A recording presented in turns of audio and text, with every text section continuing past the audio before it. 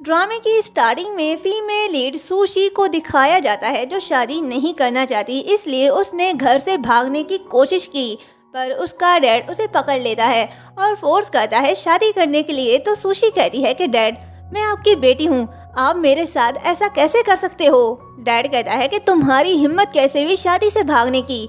मैं जानता हूँ तुम मेरी बेटी हो। शाओ फैमिली चाइना की रिच फैमिली है और ये शादी दोनों फैमिलियों के बिजनेस के लिए बेहतर है। और वैसे भी तुम्हारी शादी मास्टर शाओ के साथ बचपन में ही तय हो गई थी, तो ना कहने का सवाल बनता ही नहीं। सुशी कहती है कि आप मुझे शादी के लिए फोर्स नहीं कर सकते और वैसे भी मैंने मास्टर शाओ को कभी नहीं देखा। अगर वो मोटा लंगड़ा काड़ा एक नंबर का छिछोरा लड़का हुआ तो क्या तब भी मैं उससे शादी कर लूं?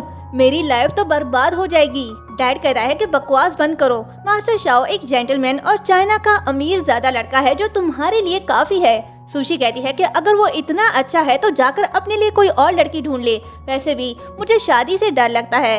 डैड कहता है कि जब तक तुम्हारी शादी नहीं हो जाती तब तक तुम इस घर में बंद रहोगी। ये कहते ही बॉडीगार्ड को उस पर नजर रखने का कहकर चला जाता है। बॉडीगार्ड भी उनके पीछे पीछे जाते हैं तो मौका देकर सुशी अपने हाथ खोलकर खिड़की से कूदकर भाग जाती है। गार्ड्स आते हैं और उसे वहां ना देखकर ढूंढने निकल पड़ते हैं। दूसरी तरफ ड्रामे के लीड एक्टर शाओ लियांग को दिखाया जाता है और ये भी अपनी शादी से भाग कर आया है। उसका असिस्टेंट कहता है कि बॉस, बहुत जल्द ही सेरेमनी स्टार्ट होने वाली है, आप शादी से भाग नहीं सकते। लियांग कहता है कि वो अनएजुकेट है और मैं ऐसी लड़की से शादी नहीं करना चाहता। एक काम करो, मेरी जगह तुम मुझसे शादी कर लो। ये कहते ही वो कॉल कट कर देता है। सुशी डैड के बॉडीगार्ड से बचकर भाग रही होती है और भागते भागते वो लियांग के कार के सामने आ जाती है और फिर बॉडीगार्ड से बचने के लिए उसकी कार में बैठ जाती है। सुशी उसे राइडर समझकर कार ड्राइव करने के लिए कहती है। लियांग कहता है कि तुमसे किसने कहा मेरी कार में बैठने को, चलो निकलो बाहर। सुशी कहती है कि तुम अभी मुझे यहाँ से ले जाओ, मैं तुम्हें इसके बदले मुंह मांगी कीमत दूंगी, जल्दी चलो वो मुझे मार देंगे।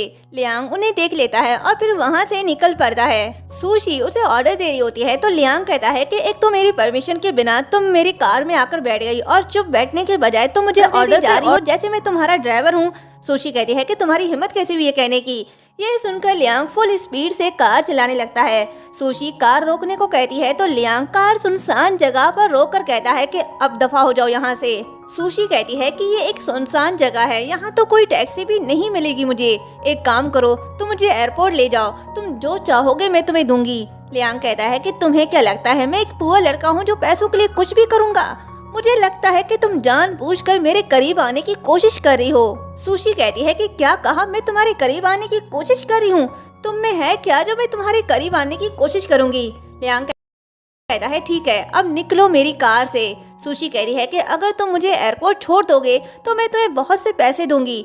तभी सामने से एक कार टक्कर मारती है तो सुशी कहती है कि ठीक से ड्राइव नहीं कर सकते, मार दी ना टक्कर। लियांग कहता है कि स्टूपिड लड़की, देख नहीं सकती, टक्कर मैंने नहीं उन्होंने मारी है, मेरी कार तो रुकी हुई है। खुद टक्कर मार कर दोनों लड़के लियांग से 20 मिलियन मेंटेनेंस फीस मांगते हैं तो सुशी कहती है कि क्या कहा 20 मिलियन?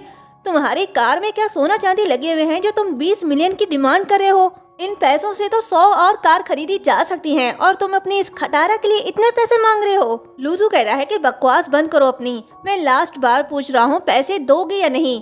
लियांग असिस्टेंट जाओ को कॉल करके कहता है कि इंश्योरेंस कंपनी से कांटेक्ट करो और इमीडिएटली मेरे पास आओ। सुशी कहती है कि बड़ा आया पैसे लेने, 20 मिलियन तो क्या, मैं तुम्हें 20,000 भी नहीं दूंगी। लूजू उसे कहता है कि तुम खुद को समझती क्या हो? तो ये सुनकर सुशी उसे पीटने लगती है तो मुजू कहता है कि तुम्हारी हिम्मत कैसे हुई मेरे भाई को मारने की? तुम्हें हमें पैसे देने होंगे, नहीं तो अपनी जान से हाथ धो बैठोगी। ये कहते ही मुजू उसे मारने के लिए आता है तो लियांग और सुशी दोनों ही उन्हें पीटने लग जाते हैं। लूजू मुजू को पीटने के चक्कर में सुशी को भी चोट लग जाती है। लियांग उसका ब्लड साफ करने लगता है तो सुशी कहती है कि ये तुम क्या कर रहे हो? लियांग कहता है कि हिलो मत, तुम्हारे मुंह से खून जा रहा है, और फिर साफ करने लगता है तो सुशी कहती है कि रहने दो, मैं खुद साफ कर लूंगी। तभी लियांग को असिस्टेंट कॉल करके कहता है कि मास्टर शाओ आप कहाँ हैं? ग्रैंड माँ को पता चल गया है कि आप अपनी शादी से भाग गए हैं। उन्होंने ऑर्डर दिया है कि अगर आप अपनी वाइफ के साथ घर नहीं आए तो वो आपको शाओ फैमिली की प्रॉपर्टी से बेदखल कर देगी। लियांग कहता है कि ठीक है, मैं कुछ करता हूँ। सुशी को भी डैड की कॉल आती है जो कहता है कि तुम्हारी हिम्मत कैसे भी भागने की, मैंने तुम्हें कुछ ज्यादा ही बिगाड़ दिया है, वापस आ जाओ नहीं तो मैं तुम्हारी टांगे तोड़ दूंगा।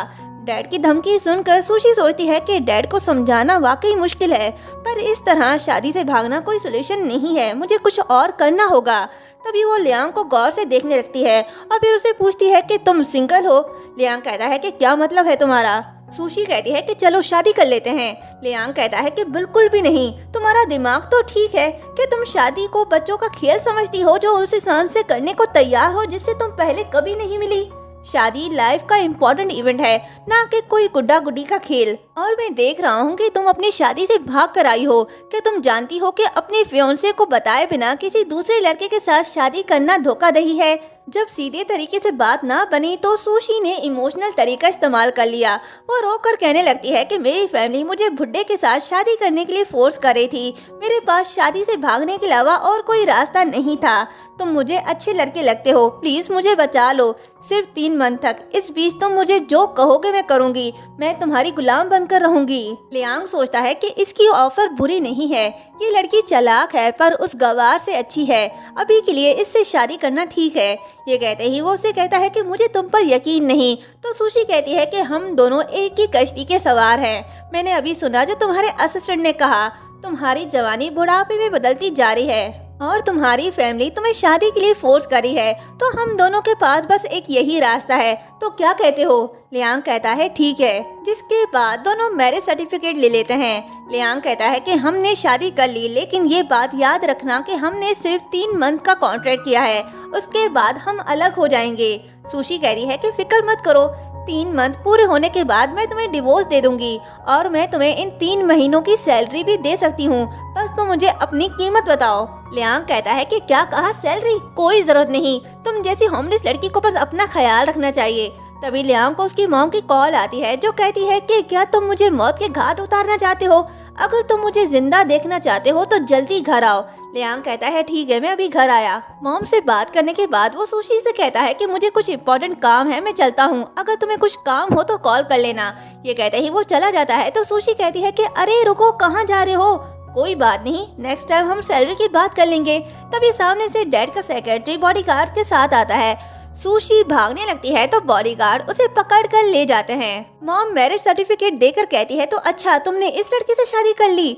लियांग कहता है कि मॉम, मैं सच में इससे प्यार करता हूँ, अब जबकि मैंने इससे शादी कर ली तो प्लीज मुझे टैंग फैमिली की उस गवार बेटी से शादी करने के लिए फोर्स करना बंद करें। मॉम कहती है कि बदमाश लड़के, तुम किसी और से प्यार करते थे तो ये बात तुमने मुझे पहले क्यों नहीं बताई? तुमने तो अपनी पसंद की शादी कर ली, लेकिन अब मैं टैंग फैमिली को कैसे समझाऊंगी? लियांग कहता है कि मॉम आप फिक्र ना करें, कल मैं पर्सनली टैंग फैमिली जाकर उनसे माफी मांगूंगा। मॉम कहती है कि अब बस एक यही रास्ता है। अच्छा, अपनी एक्स ब्राइड को कितने पैसे दोगे? लियांग कहता है क्या पैसे? मॉम कहती है हाँ, क्योंकि तुमने पहले ही किसी और से शादी कर ली है तो इसका जुर्माना तो तुम्हें देना पड़ेगा ना। लियांग कहता है ठीक है, 50 मिलियन काफी है। मॉम कहती है नहीं, ये बहुत कम है, तुम्हें 800 मिलियन देने होंगे। दूसरी तरफ डैड मैरिज सर्टिफिकेट देख रहा होता है और फिर गुस्से से उन्हें फेंककर सुशी को मारने के लिए जाता है तो सुशी सेक्रेटरी के पीछे छुप जाती है। सेक्रेटरी भी उसे बचाने लगता है। डैड कहता है कि तुम्हें बड़ी हिम्मत आ गई है, तुम्हें घर से भागे हुए एक दिन क्या हो गया, तुमने किसी और लड़के से शादी कर ली, आज मैं तुम्हारी जान लेकर ही रहूंगा। सुशी कहती है कि मैं अब शादी कर चुकी हूँ, अब आपका गुस्सा करना बेकार है, और वैसे भी मैं उस लड़के से शादी नहीं करूँगी जिसका नाम शाओ है। डैड कहता है कि तुम सच में मुझे मारना चाहती हो। ये कहते ही फिर से उसे मारने लगता है तो सेक्रेटरी उसे रोकता है। डैड कहता है कि तुमने शादी तो कर ली, लेकिन अब मैं शाओ फैमिली को कैसे एक्सप्लेन करूंगा? सुशी कहती है कि आपको एक्सप्लेन करने की कोई जरूरत नहीं, मैं कल खुद उनके पास जाकर माफी मांग लूंगी। डैड कहता है कि चुप हो जाओ, तुम्हें क्या लगता है ये छोटी सी प्रॉब्लम है? ये कहते ही बॉडीगार्ड्स को बुलाकर कहता है कि इसे ओल्ड हाउस ले जाकर लॉक कर दो और मेरी इजाजत के बिना ये घर से बाहर कदम नहीं रखेगी। सुशी चुपचाप उनके साथ चली जाती है। सेक्रेटरी कहता है कि मास्टर, हमें शाओ फैमिली से निपटने का कोई रास्ता निकालना होगा, अगर ये प्रॉब्लम सॉल्व ना हुई तो हमारी लेडी की रेपुटेशन खराब हो जाएगी। डैड कहता है कि ठीक है, तुम गिफ्ट की तैयारियां करो, कल मैं शाओ फैमिली जाकर उनसे माफी मांगूंगा। तभी डैड को पता चलता है कि मास्टर शाओ उनसे मिलने आया है। लियांग आता है। डैड घबराने लगता है कि अगर इसने अपनी वाइफ के बारे में पूछा तो मैं इसे क्या जवाब दूंगा। वो उसे बैठने के लिए कहता है तो लियांग कहता है कि इसकी जरूरत नहीं, मैं आज यहाँ आपसे स्पेशली माफी मांगने आया हूँ। डैड कहता है कि माफी किस बात की? लियांग कहता है कि मैं आपकी बेटी के साथ शादी कंटिन्यू नहीं कर सकता। डैड कहता है कि क्या मतलब है तुम्हारा? लियांग कहता है कि मैं जिससे प्यार करता हूँ उससे शादी कर चुका हूँ और उसके अलावा मैं किसी और से शादी नहीं कर सकता। उम्मीद है आप मुझे समझोगे। और ये एग्रीमेंट शाओ फैमिली ने तोड़ा है तो उसके बदले में 6 बिलियन का प्रोजेक्ट और 1000 एकड़ की जमीन देने को तैयार है। अगर आप सेटिस्फाइड नहीं है तो हम और कुछ भी इंक्लूड कर सकते हैं। ये सुनकर डैड हैरान रह जाता है और फिर कहता है कि अब जबकि तुम्हारे पास पहले से कोई है जिससे तुम प्यार करते हो तो हम दोनों फैमिली का लड़ना बेकार है। चलो इस शादी को कैंसिल कर देते हैं। लियांग कहता है कि मुझे समझने के लिए आपका शुक्रिया। क्या आप मुझे मिस टैंग से मिलने की इजाजत देंगे? मैं उनसे मिलकर पर्सनली सॉरी कहना चाहता हूँ। डैड मान जाता है और बॉडीगार्ड से कहता है कि मास्टर शाओ को सुशी के पास ले जाओ।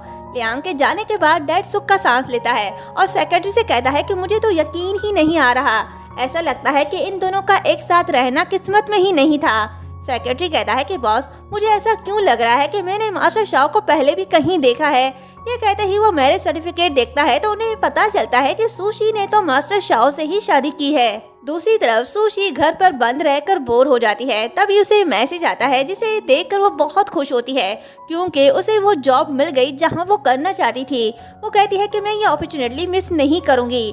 तभी मेट उसके लिए फ्रूट्स ले आती है तो सुशी उसे बांध कर उसके कपड़े पहनकर छुपके छुपके से भागने लगती है। पीछे से लियांग भी आता है। सुशी गिरने वाली होती है तो लियांग उसे बचा लेता है और यहीं पर ये पार्ट एंड होता है। अगर आप इस ड्रामे का नेक्स्ट पार्ट देखना चाहते हैं तो कमेंट करके जरूर बताएं। चैनल को सब्सक्राइब और वीडियो को लाइक शेयर करना मत भूलिएगा।